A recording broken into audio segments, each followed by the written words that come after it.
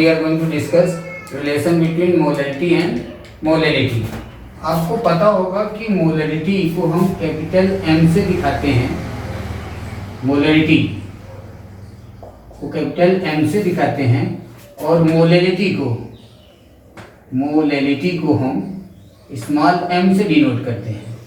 अब इनका रिलेशन बहुत ही इंपॉर्टेंट है। कभी कभी क्वेश्चन में आपको मोलैलिटी दिया होगा, मोलैलिटी पूछ देगा, और मोलैलिटी दिया होगा, मोलैलिटी पूछ देगा। दोनों के रिलेशन को हम एक डिफाइन कर सकते हैं। हमें पहले तो पता है molality, what is molality? Molality is mole of solute in 1 litre solution और पर litre solution. And what is molality? Mole of solute in per KG of solvent. तो हम देखते हैं कि molality M is equal to what? M by V। V is volume in of solution in liter. And what is molality? Molality is mole of solute upon mass of solvent in kg. Mass of solvent in kg. अब हम देखते हैं कि molality और molality को आपस में connect करने के लिए एक डायरेक्ट फार्मूला हम यूज कर सकते हैं, 1000 M अपॉन 1000 D। मैं बताता हूँ इसका मतलब क्या है, यहाँ पे सब टर्म्स का मतलब क्या है।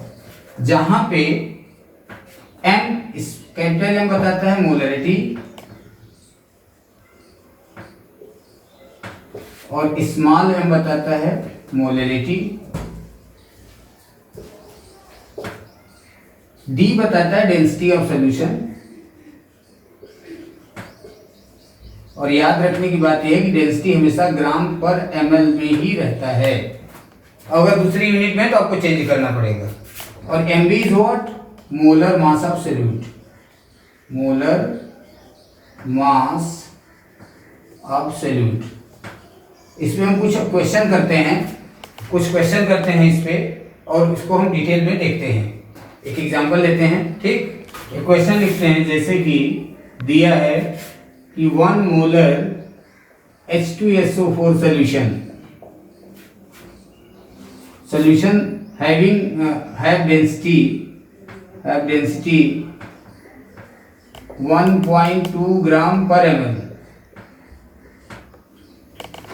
have density 1.2 gram per ml. What will be its molarity?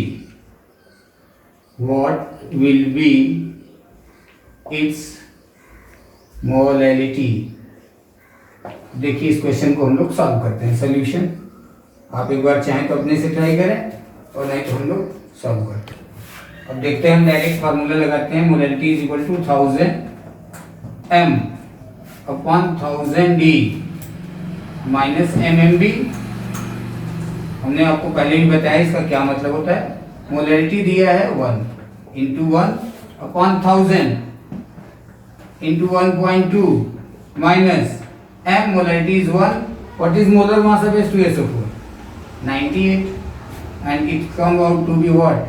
1000 upon 1102.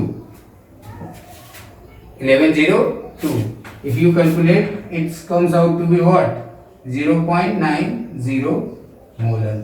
This will be your answer if you go through the process. एक क्वेश्चन आपको मैं देता हूं होमवर्क के लिए, आप अपने से ट्राई कर सकते हैं। Question is, if 2 molar HNO3 solution having density 1.5 gram per ml, find its molarity. Find its molarity. You can try by yourself as a homework. Now we move on. Another relation between what? एक और relation हम देखते हैं कि अगर हमें mass percentage दिया हो या वेट परसेंटेज दिया हो और मोलैलिटी हमको निकालना हो। अगर फॉर एग्जांपल अगर कोई क्वेश्चन है कि HNO3 सॉल्यूशन, मैं क्वेश्चन के थ्रू इसको बता रहा हूँ, HNO3 solution which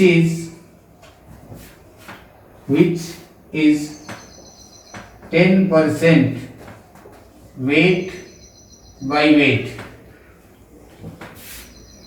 and its density भी दिया हो, and density of solution is 1.2 ग्राम पर ml, फाइंड इट्स मोलैलिटी।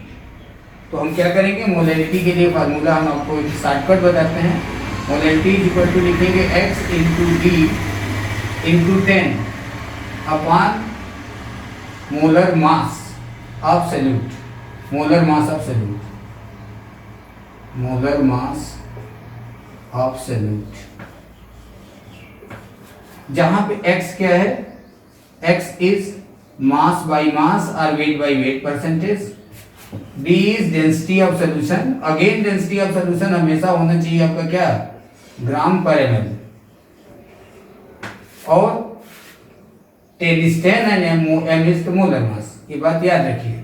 अब इसमें हम डायरेक्ट क्वेश्चन में देखते हैं, अपने गिवन क्वेश्चन में क्या दिया है, HNO3 है जिसका वेट बाई वेट 10% है, तो x यानी वेट बाई वेट परसेंट 10 है, डेंसिटी है 1.2 and 10 again, what is the molar mass of HNO3, 63। अब आप इसका निकालना चाहेंगे तो ये हो जाएगा what, 120 divided by 63, you can calculate, that is the answer। अब देख लेते हैं हम एक और रिलेशन जो कि आप पहले भी बताया जा चुका है, केवल जस्ट कि एक साथ सब रिलेशन हम जान जाए। नॉर्मेलिटी इज इक्वल टू होता है molarity into n factor, molarity is equal to होता है 1000 into molarity upon 1000 into density minus molarity into molar mass of solute, और एक मोलैरिटी डायरेक्ट निकालने का अगर वेट बाई वेट परसेंटेज दिया हो, x into D into 10, x into D into 10 upon molar mass of solute. इन सब फार्मूलों को अगर एक साथ हम रखेंगे तो हम आसानी से एक दूसरे में कन्वर्जन कर सकेंगे और कोई परेशानी नहीं होगी, हम डायरेक्टली कैलकुलेट कर सकते हैं। कोई भी इस तरह का क्वेश्चन हो, आसान चीजें हैं, याद रखें कि इनको आपस में कैसे कन्वर्ट करके हम बहुत ही शॉर्ट में मोलैरिटी को मोलैरिटी और मोलैरिटी को मोलैरिटी, इसको लॉन्ग टर्म में भी कर सकते हैं, क्वेश्चन टाइम लगेगा, मोलैरिटी को मोलैरिटी में कन्वर्ट और डेंसिटी का यूज करके कर सकते हैं, लेकिन इन सब को यूज करके हम आसानी से क्वेश्चन का आंसर बहुत ही जल्दी पा सकते हैं, जो कि बहुत जरूरी होता है। अगर हमें किसी भी एग्जाम में बैठ रहे हैं तो हमें आंसर जल्द से जल्द आएगा तो हमारा टाइम सेव होगा।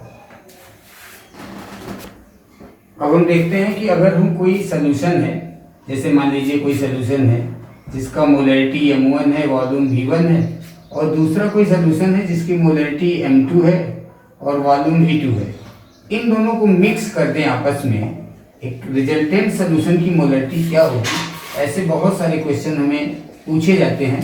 तो याद रखिए रिजल्टेंट मोलैरिटी जो होगी वो होगी M1V1 plus M2V2 upon V1 plus V2। ये रिजल्टेंट मोलैरिटी ऐसे निकाला जा सकता है।